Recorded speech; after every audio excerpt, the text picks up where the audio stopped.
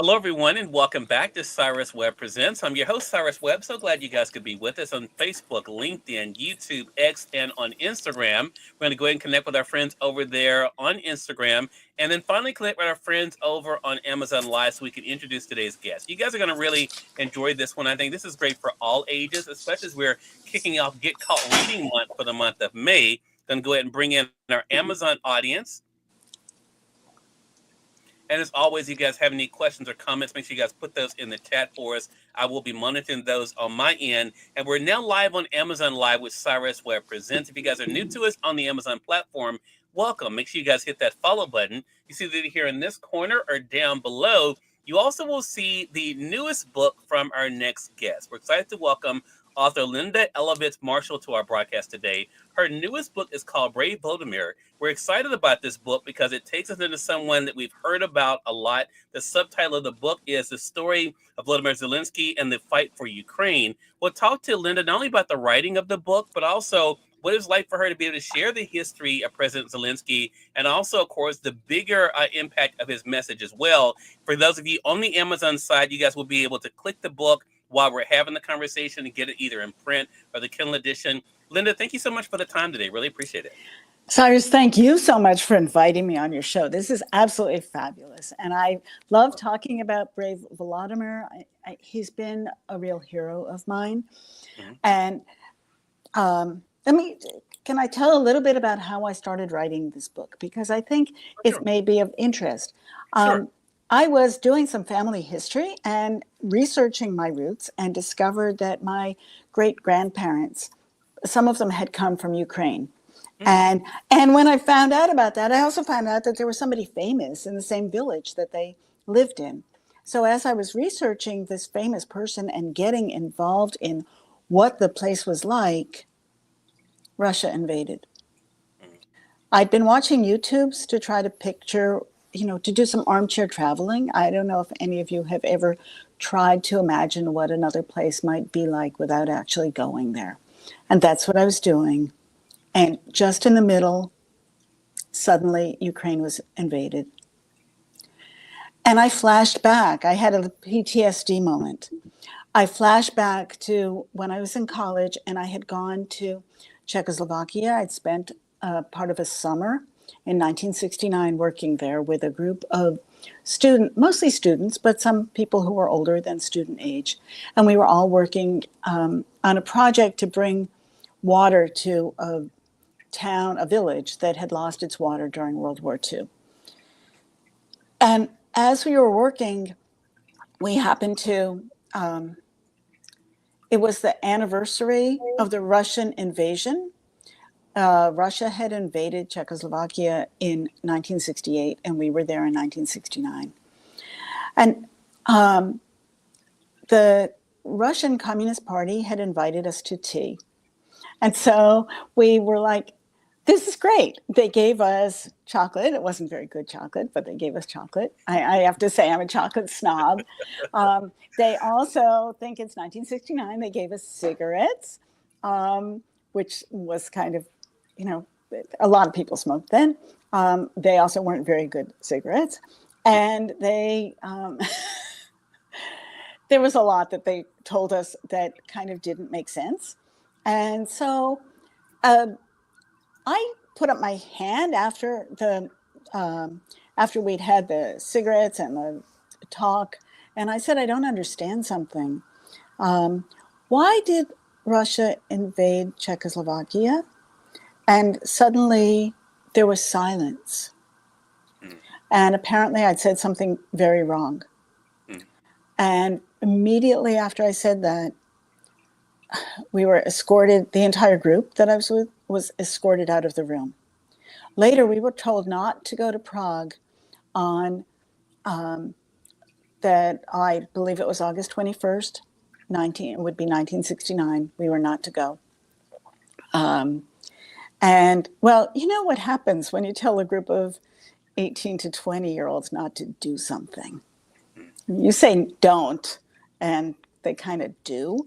So we kind of did, and we went to Prague, and there were Russian tanks rolling down the streets, and it was terrifying.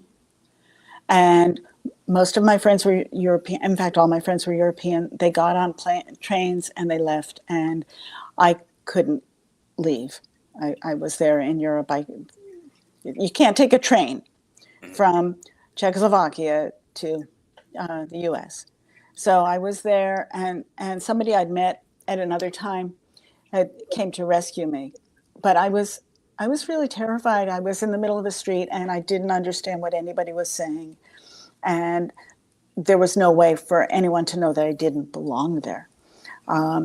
So anyhow, that flashback, that horrible memory of being there and Russian tanks rolling down the street made me feel, I was thinking again what it was like for the people that in Ukraine right now, which I was in the middle of studying about. And I knew I needed to do something because I knew that the people in Ukraine needed to have their story told. And Volodymyr Zelensky, like me, is Jewish. And so I felt a special kindred with him, the spirit with him. And I wanted to tell his story. And I wanted to tell the story about how important freedom is. And so I did my research. I consulted with people who knew far more than I do. And which is something I always do because no matter how much research I do, I need to rely on experts. Right. And so that's what I did. And I created a refrain in here, which I think is beautiful and appropriate for everyone, everywhere. And if it's okay, I'd like to read it. Okay, let me get another question in, Linda. Okay. Because we have people coming. I just want to kind of make sure I'm resetting for those who are just coming in. For those that are just coming in, welcome. You all are watching Cyrus Webb Presents. We're speaking today with author Linda Elovitz Marshall. We're talking about her newest book. You guys can see here, Brave Volodymyr. And you just heard from her story. She was talking a little bit about the backstory of writing the book. I want to ask you, Linda, as someone who's read the book, one thing that I think is so powerful about it is for those who don't know any of the history of President Zelensky or what led to him becoming president, you do a great job of sharing that even before we get to the invasion. How important has that been for you? Because a lot of people, again, were like me, had never heard of him before, knew nothing about him. What was it like for you to be able to give us that backstory? Oh, it was wonderful. I mean, first of all, to know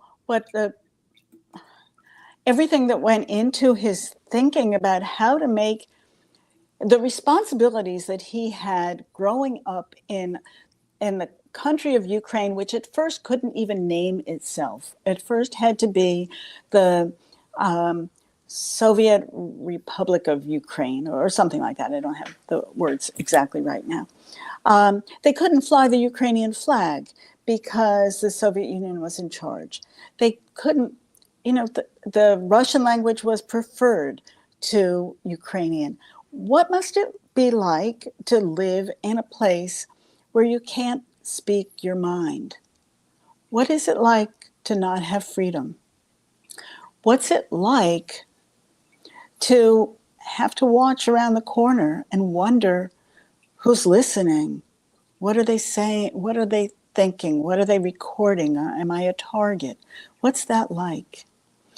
And he was fortunate in that by the time he was 13, the Soviet Union had fallen and Ukraine was on its own. But that also came with a lot of responsibilities. As we know, there's a lot of responsibility to running your country, to being a good citizen. And he tried very hard to do that. And but he was also a funny guy.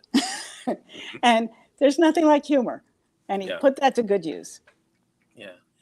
And he put it to good use and got to be known for that. And that ended up serving him before he got into office. And you're able to help us see that. I want to talk about, though, the idea of working together, because I think this is why, even though it is a book that I know children will gravitate to, Linda, it's a great, I think, refresher and reminder for all of us, even as adults, about what we can do together. How did that inspire you to think about how he chose to use his gift of, when it comes to acting and comedy, to be able to connect with people and work with them? It's so beautiful. I mean, I wish we could all find our niche, something that enables us to communicate and work together, even if we're working alone. So when I'm writing, I'm working alone, but I'm trying to do something that's useful for the world. And I just, it's, it's heartwarming to find that he used his humor to build up Ukraine. He used his humor to expose problems that he wanted to solve, and he did that in his show, Servant of the People. I use my writing in every way I can to try to make the world a better place. Yeah. And I think too, I mean, you and I were talking before we went live here, Linda. This is not, you've written other books as well, and they can find them here on Amazon. Did this book feel differently for you, especially because of the personal connection that you discovered to Ukraine? This book, like many of my other books, was written from my heart. Hmm. I mean, I really um, I felt like I was there when Russia invaded, and I felt like I need to do something. Um, as opposed to polio pioneer, I wrote that also from my heart, but I wrote that because I'm old enough to remember when polio was a menace Yeah. and to appreciate the efforts of people throughout the world to eradicate polio, and it's almost eradicated. Um, I try to write with meaning, whether I'm writing for adults. In fact, all of my books for children are also intended for adults. It's adults who buy them, and we can. HarperCollins said this is for ages 4 to 8, but really, it's for everybody. Hmm. Really, we can all learn from it. Yeah. Yeah. I totally agree, and I felt that way too in reading it. I do want to talk about though the broader message for me as a reader from the book, Linda, and that is that when trouble comes, the importance of us coming together. I think we have seen that even in the United States at times. Hello to you, John, over there on Instagram. We've seen that at times when there's disasters that happen. Terrorist attacks. People come together. It doesn't always last, but one of the messages I think that comes up in the book Brave Lodomir is that definitely coming together is what has helped Ukraine get where it is today. What was it like for you to share that message and the reminder for us as the reader? It's really powerful. I wrote in it that day after day, I'm going to read the very last part. Hmm.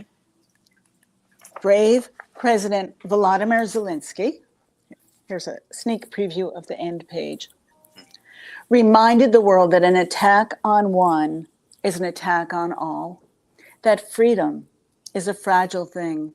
It needs to be cherished. It needs to be protected. And freedom depends on truth. So I'd like to point out that the illustrator, Grazia Olioko, who I've never met, and that's fairly standard in writing picture books, that the illustrator and the author don't ever meet. She's a Ukrainian, and in the midst of a war, she did these illustrations. So her heart is also in this book. Yeah, yeah. What was the most difficult part for you when it comes to the newest book? The most difficult part was making sure I got everything correct.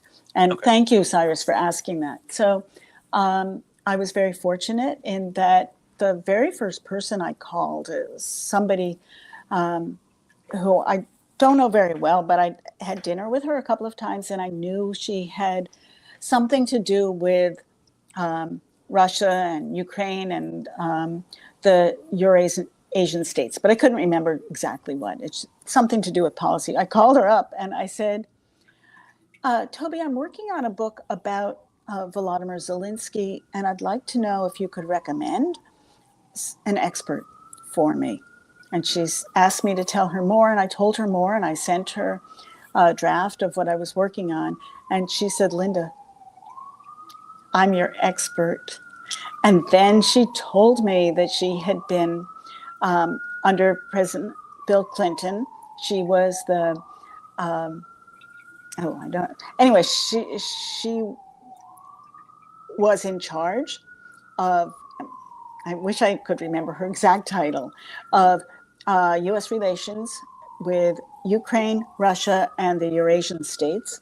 And I'm in very much in gratitude to her for that. And I'm looking up right now, Special Assistant to President Bill Clinton for Russia, Ukraine, and the Eurasian states at the National Security Council. And she worked in the U.S. State Department for several years. She's a member of the Council on Foreign Relations, or was. For you, I mean, I know the book has been out now. We're going to remind our audience here, Linda, how they can stay connected with you too. What is your hope? I love that last passage that you read from the book, especially about the importance of truth. But when readers finish the book, or when kids finish hearing it, what do you hope stays with them about the book? That very last sentence. I really hope they understand the importance of reading everything they can get their hands on from lots of different points of views, and dig deeper and deeper and deeper. And if somebody disagrees, to try to learn from that person and learn more as well. Because there's nothing like education, and there's nothing like questioning, Right. and delving deeper into something. Yeah. I really hope people will do that. I mean, when you released this book, Linda, of course, you could not have known about the news that's been coming out this week, of course, with Ukraine and the U.S., as well as, of course, it's been kind of a tumultuous first part of the year. Some horrible attacks we've been hearing about in the news. I'm also the news director of one of the radio stations here in Mississippi, and being able to report on the news of what's been happening. When you look at what's happening in the world and you look at your book, is that one of the also things you want us to remember too, that even in the face of opposition, the importance of fighting for what you believe in? Absolutely. And I think it's important now more than ever. Mm-hmm. I think that people really need to educate themselves, to read lots of news sources. And sometimes it's easier to just look at one thing, on our phones or computers or TVs. But I think it's important to look around and try to read from different points of view, and see how different subjects are treated, and what isn't treated, what's omitted. And some places there's a news story that I'll see in one place, and I want to see how a different point of view carries it, and then I can't find it from a different point of view. So why isn't it there? Yeah. I think it's important to question. Yeah, I agree. Well, you've given us a great book, again, for all ages. Again, everyone, Brave Volodymyr has been the book we're discussing, the story of Volodymyr Zelensky and the fight for Ukraine. It's available here on Amazon, both in print as well as the Kindle edition as well. You guys can get there. Linda, it's been great having you on the show. When I was telling Linda how long the segment was, the time flies by so fast when you're having these conversations. But how can our audience stay connected with you, Linda, and see what's coming up next for you? Well, I'd love for people to stay connected. My website is www.lindamarshall.com, LindaMarshall.com. There's on Facebook, I'm Linda Marshall Books, and on Instagram and Blue Sky, it's at Linda E. Marshall, with the appropriate ending for Blue Sky or Instagram. And Linda at lindamarshall.com if you want to email me. And I promise I'll email you back. So thank you. Thank you. More than welcome, Linda. So glad to have you. And we thank your audience for tuning in to another great segment of Cyrus Webb Presents. Until next time, you all make it a great one. We'll talk to you soon. Take care.